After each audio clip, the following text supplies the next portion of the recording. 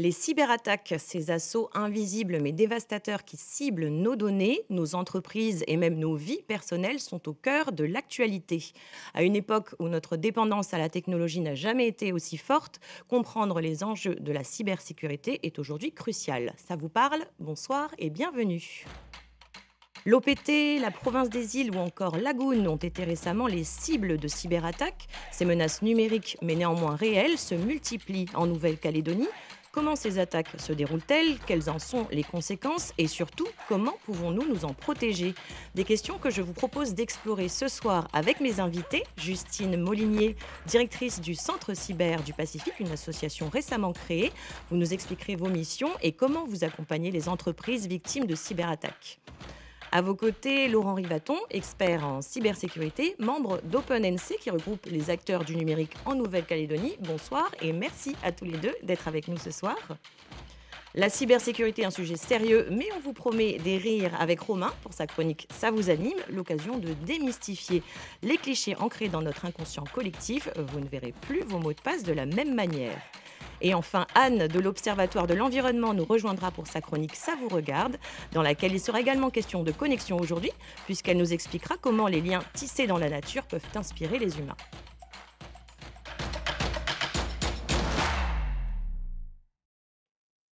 Laurent Rivaton, il y a 2 semaines, le fournisseur d'accès Internet Lagoon a été la cible d'une cyberattaque. De quoi parle-t-on exactement quand on emploie ce terme, cyberattaque? Alors, on parle d'individus qui vont accéder à une cible de manière non autorisée, en fait, à des fins malveillantes. Voilà, En ligne, sur ouais, Internet, donc, ouais. enfin grâce à Alors, Internet. c'est pas Pas forcément, forcément. enfin, les atteintes à l'intégrité d'un système informatique, hein, d'une plateforme numérique. Aujourd'hui, elles se font essentiellement par le réseau Internet parce que ce réseau, il nous relie tous ensemble, donc Mhm. ça a un côté pratique. Par contre, quand on travaille dans le domaine de la cybersécurité, il y a aussi un domaine qui est très important, c'est la sécurité physique. Et donc là, on parle d'atteinte physique au système. Donc ça ne veut pas dire que D'accord. c'est que par Internet. Ok. Et là, dans le cas de Lagoon, est-ce que c'est grave comme attaque? Alors, des informations qui ont filtré, qui ont été communiquées par la Goon, la victime, Mhm. ça a l'air grave, puisque on est maintenant plus de 2 semaines après l'attaque et ils Oui, sont toujours pas complètement rétablis. oui. Donc, on imagine bien qu'il y a beaucoup de gens qui travaillent sur le rétablissement Mhm. de la structure.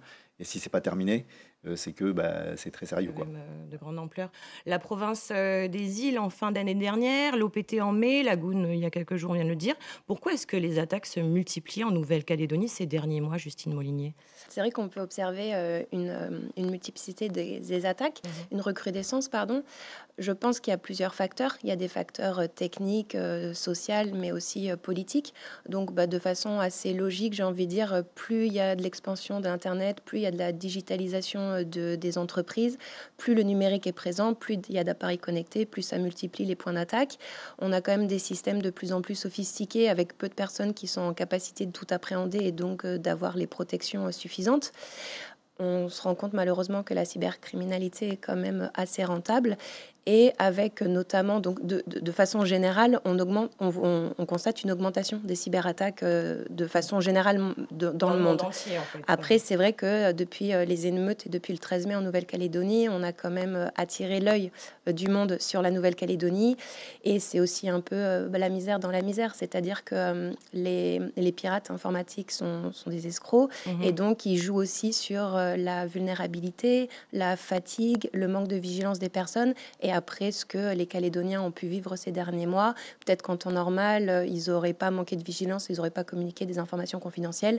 Là, avec tout ce qui s'est passé, effectivement, Ça fait de nous une cible ça fait de nous une de cible, oui, choix, on de peut dire. choix, oui, C'est ça? malheureusement, oui. Oui, Oui. c'est les circonstances qui font ça. Donc il y a cet aspect circonstance, la situation dans laquelle on est, qui est déstabilisante pour tout le monde, fait on va être plus enclin à baisser notre vigilance. Oui. On est plus dans l'émotionnel. Et donc D'accord. c'est ça que les cybercriminels cherchent, puisqu'il s'agit toujours d'arnaquer les gens. Mhm.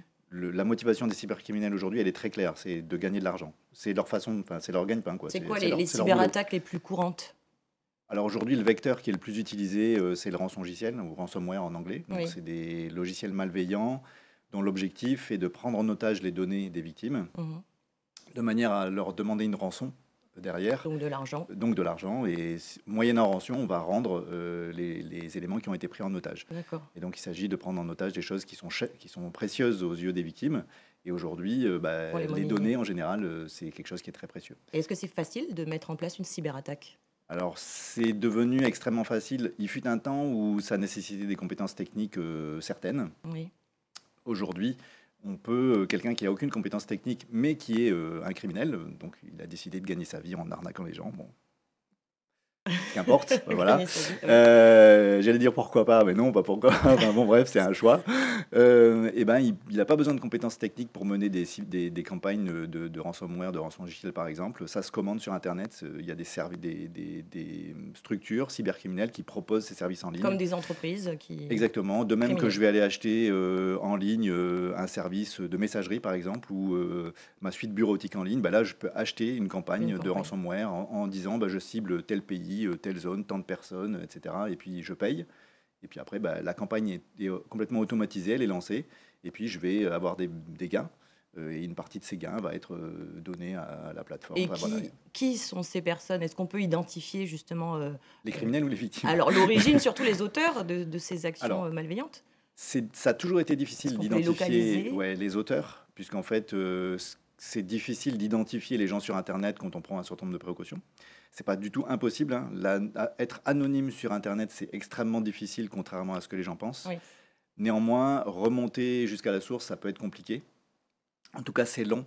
Et avec l'arrivée de tous ces systèmes où on va commander en ligne un service, ça rend les choses encore plus difficiles. Mettons que je décide de verser dans la cybercriminalité, je vais aller acheter en ligne un service, je vais le commander, et donc c'est le service en ligne qui va exécuter mon ordre de mission, en fait. Mhm. Et donc, du coup, pour les gens qui vont mener les enquêtes, Ils peuvent brouiller bah, les pistes.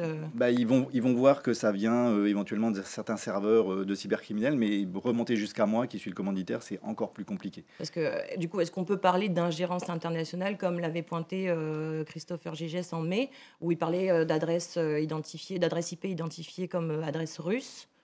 Alors, déjà, c'est une bonne question parce qu'il faut, dans la cyber, enfin, dans les préjudices cyber qu'on a aujourd'hui, je pense que c'est intéressant de rappeler qu'il y a deux grandes catégories. Il y a toute la cybercriminalité, dont on a parlé au début, et Mhm. puis il y a tout ce qui relève de la cyberguerre. Donc là, on monte au niveau des États. Oui. Et donc, de même que les États aujourd'hui se font plus ou moins la guerre, ou en tout cas, il y a des tensions, il y a des guerres d'influence, de la désinformation, sur tout type de médias, ben, ça se passe aussi dans le monde numérique. Après, prouver, c'est compliqué. Mhm. Et c'est pas parce qu'on voit qu'une adresse IP vient de Russie que forcément l'attaque L'attaque vient est de là. russe, d'accord. Est-ce qu'il y a des cibles, Justine Molinier, qui sont plus prisées que d'autres, ou justement des domaines d'activité qui sont plus Alors, des cibles? c'est ce que disait Laurent tout à l'heure. Il y a Mhm. deux types d'attaques. Il y a les attaques en gros de masse, où là, bah, on va pas cibler quelqu'un. Ça va être vraiment des millions de requêtes qui sont lancées, Des et puis bah, campagnes? des Mhm. campagnes. Et puis bah, malheureusement, la victime qui mord à À l'hameçon, l'hameçon? sans faire de mauvais jeu de mots, elle se fait prendre, elle se fait prendre. Donc là, il n'y a pas de secteur d'activité qui sont visés. C'est vraiment de l'attaque de masse. D'accord. Et après, sinon, bah, comme le disait notamment Laurent, pour tout ce qui concerne les cyberguerres, pour déstabiliser un pays, rien de mieux que de s'attaquer à ces infrastructures dites essentielles ou vitales. Et D'accord. dans ces cas-là, bah, l'hôpital, la télécommunication, effectivement, sont des secteurs qui sont quand même malheureusement assez prisés parce que essentiels pour un pays. Alors, on vient de le voir, les attaques sont de plus en plus nombreuses dans le monde entier. Mais très concrètement, quels sont les risques de telles attaques, Laurent Rivaton? Pour les victimes, Oui. alors les impacts ils peuvent varier d'une structure à l'autre, mais il y a plein de types d'impacts différents. Il y en a un qui peut paraître évident, mais auquel bizarrement on pense pas toujours, c'est les déficits d'image, de réputation. Si on D'accord. est attaqué, bah, là le FAI dont on parlait ils ont eu des problèmes pour rendre leur cœur de le service de leur cœur Mhm. de métier qui est donné accès à Internet à leurs clients. Les gens se sont sans doute demandé ben, pourquoi ça leur arrive. Ben, du coup, ils n'ont pas bien fait les choses, alors qu'en fait, ils ont Ça probablement nuit à leur ouais, activité, en fait, ça à nuit leur à leur image. image et du coup, Mhm. ça a des impacts financiers D'accord. derrière. Souvent, les entreprises qui sont cyberattaquées, elles perdent des clients, elles perdent la confiance de leurs partenaires, des investisseurs. Donc, il y a en termes d'image et de réputation, il y a tout Mhm. un tas d'effets comme ça. Après, il y a les préjudices directs quand on est victime d'un ransomware. On vous demande de payer une rançon. Donc, si vous payez la rançon, bah, forcément, bah, c'est de l'argent qui sort. Hein, donc, Oui. il y a un coût. Mhm. Quand tout est cassé, il y a le coût de réparer tout ça.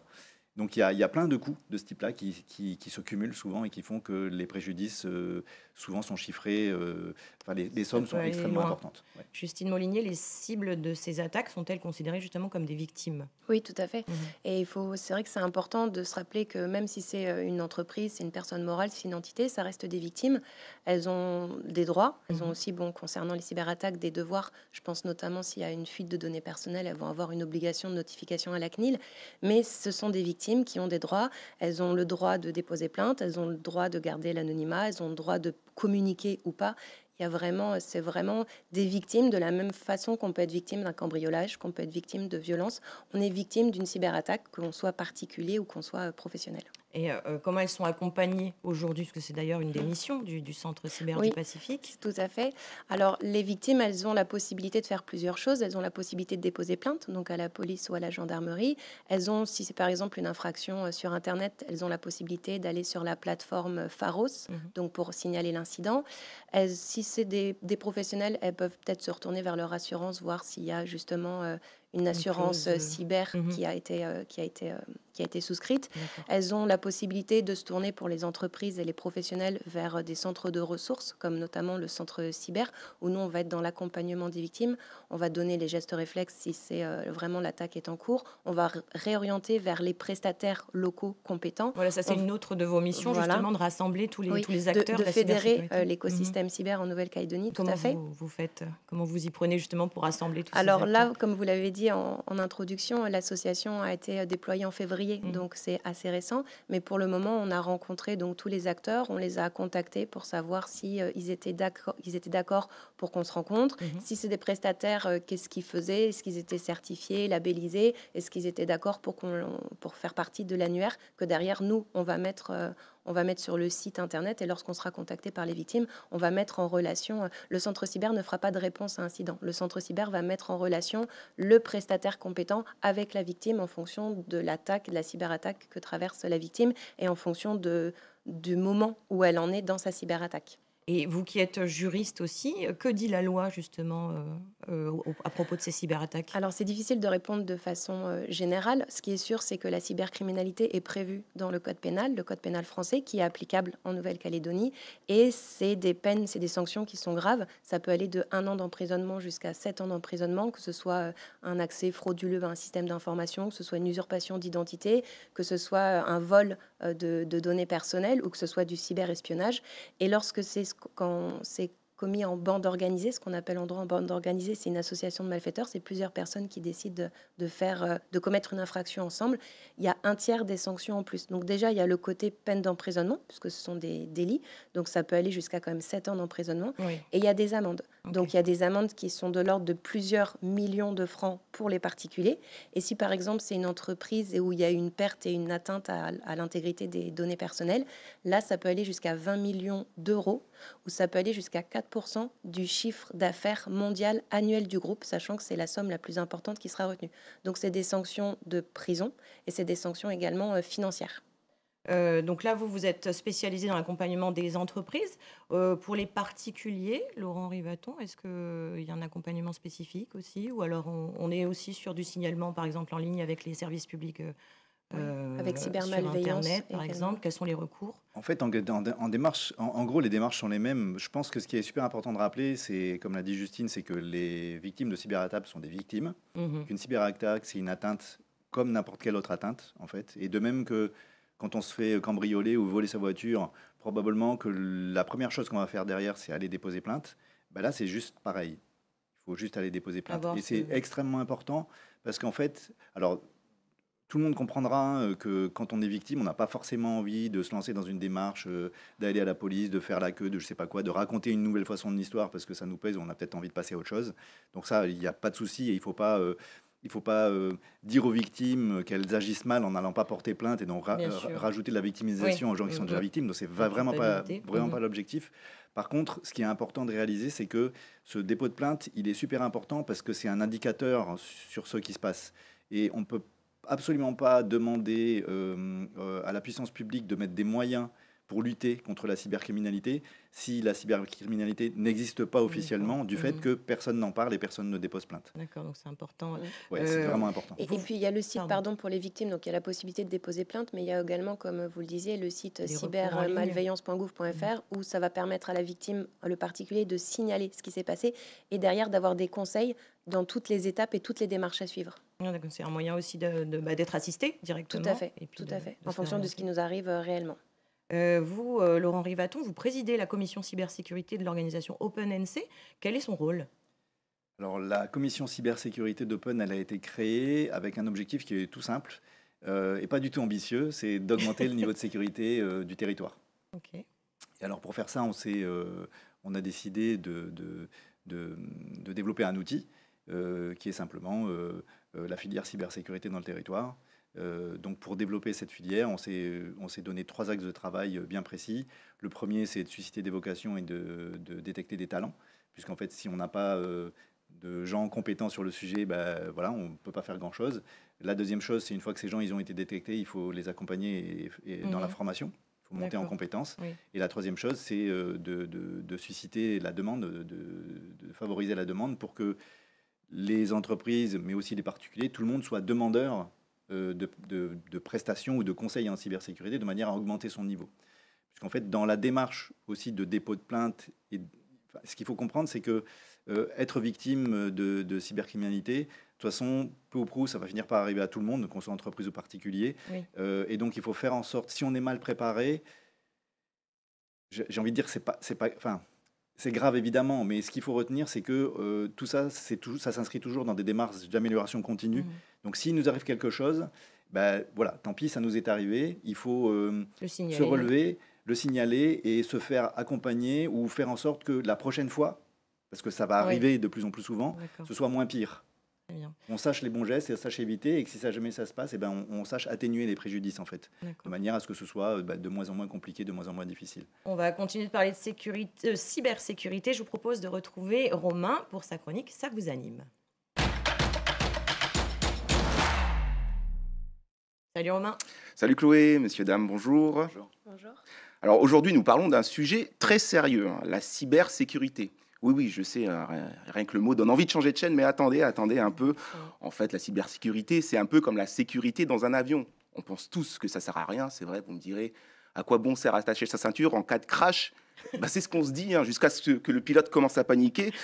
Alors moi, perso, ça va, je suis un enfant d'Internet, j'ai quand même la base. Ah ouais.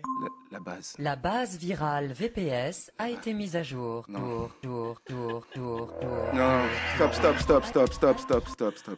Ça, c'est le trauma audio d'une génération, c'est notre Vietnam. Non, je pense surtout à nos vieux, pour eux. Soyons indulgents, c'est normal. Clic gauche, clic droit, tout ça, c'est compliqué, c'est un combat pour eux. Mais quand même, le mot de passe, 1, 2, 3, 4, 5, 6. Non. Pépé, mémé, non. Et vous croyez que j'exagère ? Non, pas du tout. C'est le mot de passe le plus utilisé depuis 15 ans. 1, 2, 3, 4, 5, 6. C'est un peu comme si vous laissiez votre porte ouverte aux hackers et vous leur dites « Entrez, prenez des gâteaux ». Donc voilà, ils sont là, ils se régalent, les hackers. Et d'ailleurs, les hackers, parlons-en. Et là, merci Hollywood. Parce que dans l'inconscient collectif, c'est quoi le hacker ?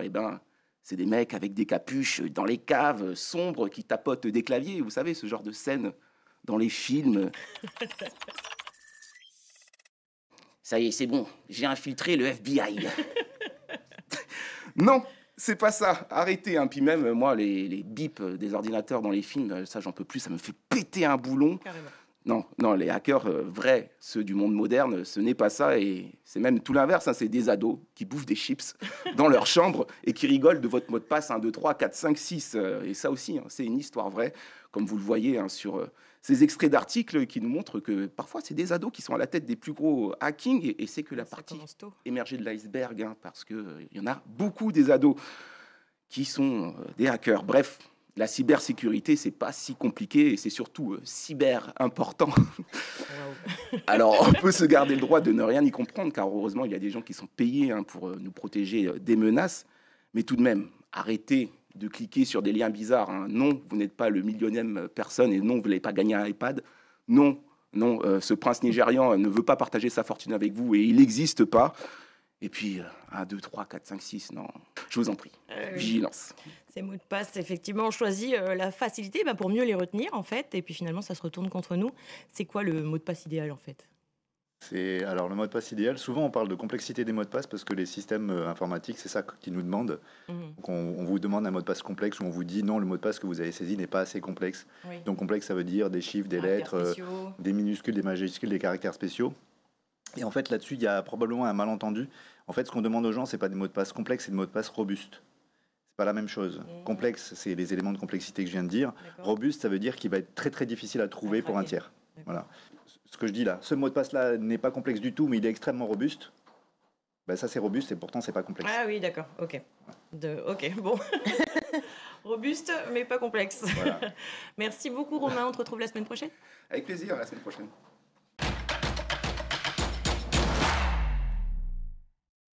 Alors, on a parlé des victimes. Laurent Rivaton, quels sont les bons comportements à adopter pour protéger au mieux nos données sur Internet? Alors en fait, il y a plein de bons gestes et de bonnes pratiques. Ça serait vraiment trop long de toutes les citer et de creuser, de les creuser.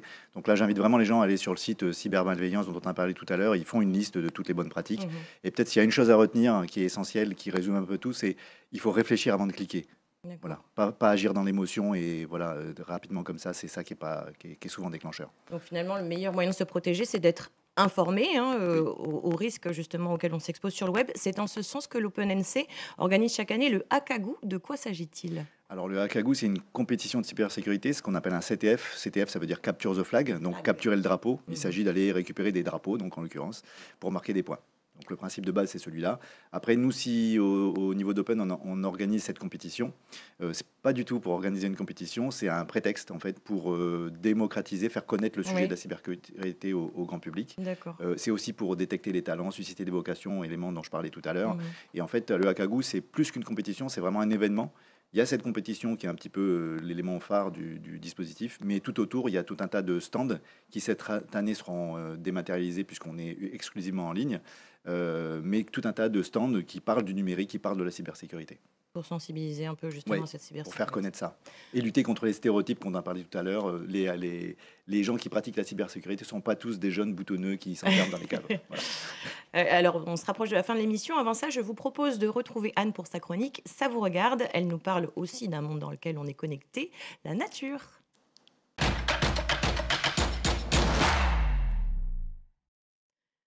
Salut Anne. Salut Chloé. Alors pour le retour de l'œil sur le plateau, tu vas nous expliquer comment la nature peut nous inspirer, c'est ça? C'est ça.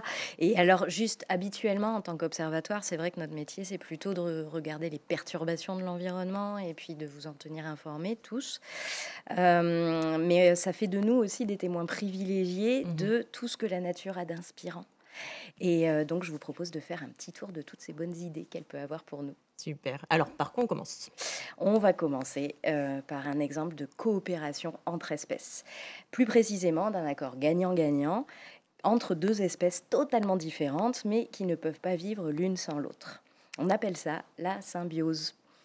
Alors, un des plus beaux exemples, on l'a ici, c'est nos récifs coralliens. Le corail, vous le savez, c'est un animal.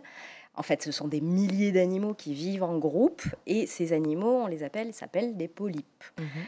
Chaque polype accueille dans ses tissus des algues microscopiques qui s'appellent les zooxanthelles. Et donc, c'est l'association polype plus zooxanthelle multipliée par des milliers qui fait ce qu'on appelle, nous, le corail. D'accord. Alors, qui a besoin de qui là-dedans? Eh ben, tout le monde a besoin de tout le monde. C'est ça qui est beau dans cette histoire. Le polype tout seul ne pourrait pas survivre parce qu'il n'est capable que de s'approvisionner sur 30% de ses besoins. Et associé à ces zooxanthelles, il a tout ce qu'il lui faut, comme l'algue est un végétal. Elle capte la lumière et le CO2 et elle produit de l'oxygène et des nutriments. Donc le polype a de quoi manger et respirer. En échange, il offre à ces algues un abri, une protection des minéraux et du CO2. Et en bonus, les zooxanthelles, c'est ce qui donne la couleur au corail et l'aide à fabriquer son squelette calcaire. Donc elle participe aussi à la croissance des récifs coralliens. Ça ressemble au couple parfait. Est-ce que c'est une histoire d'amour sans rupture? Alors, tant qu'il n'y a pas de perturbation extérieure, plutôt pas mal. Mais parfois, et on le voit de plus en plus souvent, le polype peut subir un gros stress et alors il expulse ses algues et le corail blanchit. C'est ce qui arrive quand il y a une canicule marine ou des gros apports d'eau douce et c'est ça qu'on appelle un épisode de blanchissement corallien. Si ça ne dure pas trop longtemps, nos symbiotes peuvent se rabibocher, reprendre leur romance là où ils l'avaient laissée. Les récifs du pays ont montré d'ailleurs depuis quelques années, après 2016 et 2023, qu'ils pouvaient encore se remettre de tels épisodes. Mais de tels stress, s'ils durent ou se répètent trop souvent, c'est ce qui commence à être le cas quand même partout dans le monde, alors la rupture est consommée et le polype finit par mourir. Ah oui, donc Roméo et Juliette, carrément. Ouais, sauf que le polype, il meurt de faim, pas d'amour. Ah. Mais en tout cas, ce qu'il faut retenir, et le message que je voulais passer aujourd'hui, c'est que ces deux espèces vivent grâce à leurs différences et à leur complémentarité. Elles jouent un rôle fondamental avec tous les autres habitants des récifs dans la bonne santé de cet écosystème. Et toute cette diversité, c'est la source d'où les récifs coralliens tirent leur beauté et leur force de résistance face au changement climatique. Magnifique. On a beaucoup à apprendre de la nature, en effet. Merci beaucoup. On te retrouve bientôt. Très bientôt, quand vous voudrez. Alors, on arrive à la fin de l'émission. Justine Molinier, avec tous les événements qui se sont succédés ces derniers mois, vous avez eu un peu de mal à lancer l'association. Mais en tout cas, aujourd'hui, vous poursuivez vos missions d'observateur de la cybersécurité. Comment est-ce que les professionnels qui en ont besoin peuvent se renseigner ou vous contacter ? Alors, on va mettre en place très prochainement un numéro d'aide aux victimes qu'on communiquera sur notre site internet et sur notre page Facebook et notre page LinkedIn. Mais en attendant, il ne faut pas hésiter à nous contacter via ce site internet et via la page Facebook. C'est noté. Et Laurent Rivaton, prochaine édition du Akagu, ça sera exclusivement en ligne, c'est ça, 1er octobre ? 1er octobre, qui est le mois d'octobre, c'est le mois de la cybersécurité au niveau mondial. Donc on ouvre le mois de la cybersécurité par le Akagu. Événement dont on est partenaire d'ailleurs, Calédonia. Oui. Et les inscriptions sont ouvertes déjà ? Elles sont ouvertes depuis le 1er septembre. Comment est-ce qu'on fait Alors pour s'inscrire, c'est ctf.akagu.nc. Très bien, le rendez-vous est pris, c'est la fin de l'émission. Merci beaucoup à mes invités d'avoir été avec nous aujourd'hui, Justine Molinier et Laurent Rivaton, pour parler cybersécurité. Merci à vous de nous avoir suivis. L'émission est à revoir sur notre site internet. Quant à moi, je vous souhaite une très bonne soirée sur Calédonia.